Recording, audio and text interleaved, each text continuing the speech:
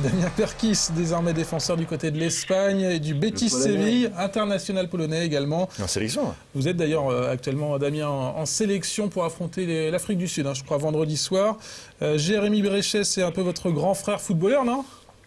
Ouais, c'est un peu de tout. C'est l'ami, c'est la référence, c'est le parrain de mon fils. Voilà, c'est beaucoup de choses en même temps, mais avant tout, c'est peut-être la meilleure personne au niveau du football que j'ai pu rencontrer. Voilà. Cette année ne m'en voudra pas, j'en suis sûr, mais c'est la meilleure personne hors football avec qui j'ai beaucoup appris. Voilà, Jérémy. Touché apparemment. Il est en direct là? Oui, il est en direct. Il est en direct. Attends, tu crois quoi toi? Putain, t'es costaud. Ça va? Ouais, ça fait plaisir. Ça fait plaisir. Bah ouais, Damien, c'est pareil. Hein, je peux la même chose de lui. C'est quelqu'un de vraiment spécial. Il n'y en a pas beaucoup les comme lui, aussi généreux, aussi franc, aussi impulsif et aussi incroyable. Ouais.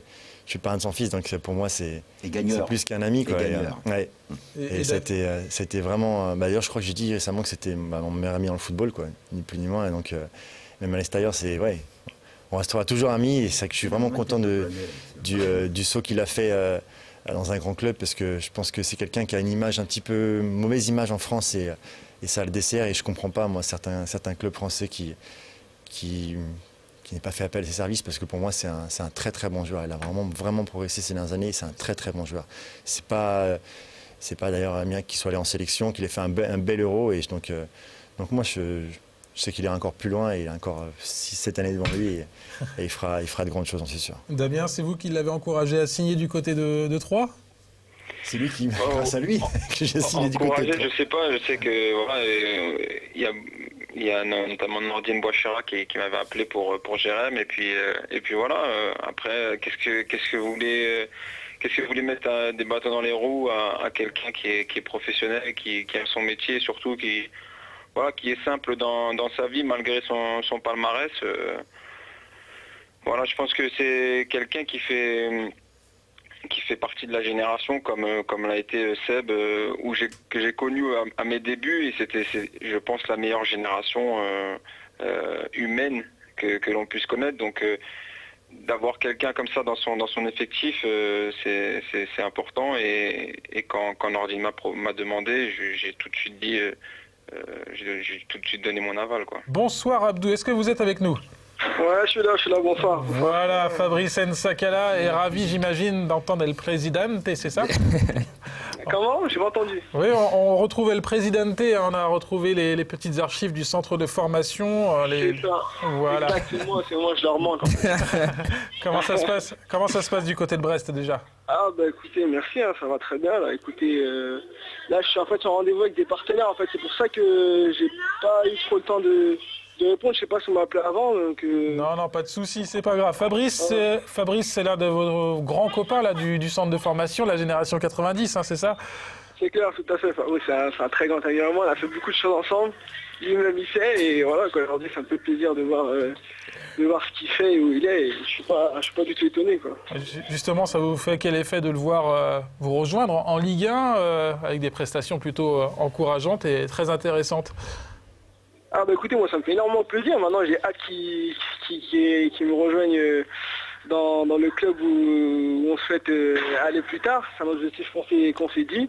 Donc maintenant on sait très bien qu'il reste beaucoup de travail encore à fournir, et on espère vraiment y arriver, quoi. C'est où ce club, Abdou? Écoutez, vous verrez, on ne peut pas le dire maintenant, c'est un objectif qui reste dans nos têtes, et vous verrez bien à la fin, quoi. Non mais il nous l'a dit tout à l'heure, c'était dans le Rhône. Ah, c'est dans le Rhône. Moi, écoutez, moi c'est plutôt du côté de l'Angleterre, donc on verra bien. D'accord, avec des maillots rouges. Un dernier mot, avez-vous des souvenirs particuliers avec Fabrice, justement, du côté de l'Estac? Ah, écoutez, j'en ai tellement que je sais pas exactement lequel vous citez, puisqu'on a fait énormément de choses avec Fabrice. Je pense qu'il doit savoir, il doit bien en avoir fait caché, mais moi personnellement je ne saurais pas lesquels citer. Voilà, Fabrice, un petit mot? Alors moi ça me fait plaisir de l'entendre, ça faisait longtemps. Maintenant qu'il est une fille, donc il est un peu occupé, il répond pas au téléphone, donc donc c'est difficile. Et bon, je l'attends encore, il devait venir à la trêve, donc merci d'être venu, ça m'avait fait plaisir. Ah, t'inquiète pas, je passerai la prochaine trêve. T'inquiète pas, je sais que je te mange. Mathieu Saunier, titulaire en Ligue 1, ça vous fait forcément plaisir? Oui, je suis très content. Je suis très content pour Mathieu parce que je suis convaincu que c'est un très très bon joueur. Il a fait un choix à 3 et je crois que c'était un choix payant.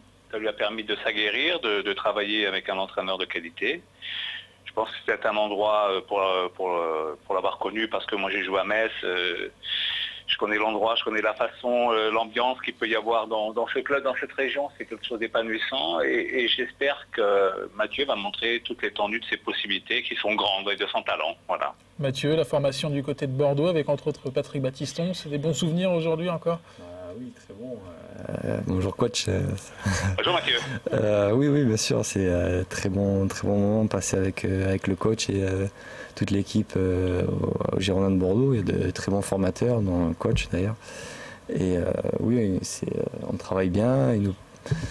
Ils essayent de nous mettre dans le bain assez rapidement et j'ai eu la chance de connaître de très bons entraîneurs là-bas. Je suis très fier.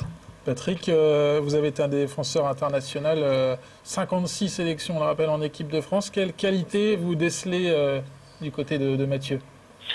C'est un garçon qui a fait preuve de beaucoup de calme. Quand il a joué avec moi, son premier match, c'était à Rodez, c'était une ambiance assez particulière.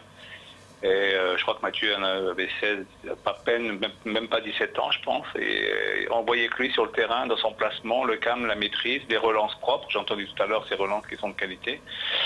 Et donc c'est quelqu'un qui a vraiment un bon placement, il a une bonne lecture du jeu.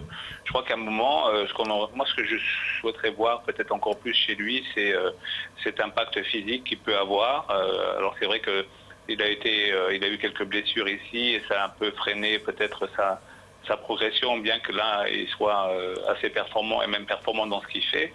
Je crois qu'il doit être convaincu que c'est un leader. C'est un accent qu'on connaît aussi au Paris Saint-Germain. Voilà, Flavio Roma, finaliste de la Ligue des Champions en 2004, gardien de l'AS Monaco de 2001 à 2009. Il est d'ailleurs revenu donner un coup de main cette saison à Monaco. Nous l'avons choisi car il était à Monaco lorsque vous avez débuté avec les pros, avec votre premier match même du côté des pros avec Monaco. C'était en 2008. Écoutez donc la réaction de Flavio Roma sur Yoann Thuram.